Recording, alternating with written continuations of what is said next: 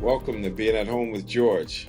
I'm excited to be here, and let's begin the way we always begin by embracing whatever comes up, saying yes to it, and generating the hope and making wise choices.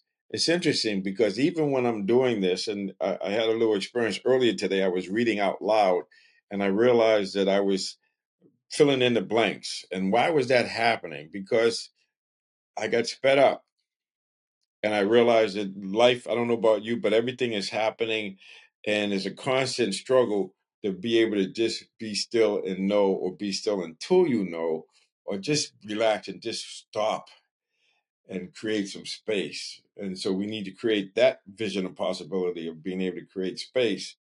And so I was thinking about it, and what it's helping me to do is to simplify and to keep things simple.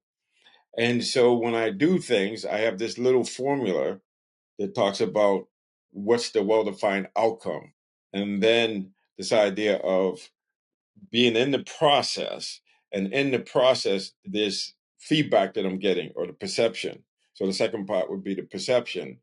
And then the third part is this idea of, depending on what I'm seeing and getting, is being flexible enough, being able to adapt and change what I'm doing so that I get back on track, or I'm able to do what I commit to do. And so it's really simple: outcome, perception, flexibility. And so when I think about all the things that I have to do, it's taking one thing at a time, but it's even more fascinating because there's a book called The One Thing. And so a lot of us have multiplicity of things we're not going to get everything done. So what's the one thing that makes everything else easier or unnecessary? And so for me, the one thing now is to do what I know to do, and the next step will be given to you. So in my busy schedule and wanting to do this at home series and having a little bit of time, and I think that's probably a metaphor or an experience we all have. Let's just focus on the one thing. What's the one thing that makes everything easier or unnecessary? And to me, it's like whatever your problem is, whatever your challenge is, spend the time getting clear about what the goal is, what the outcome is going to be.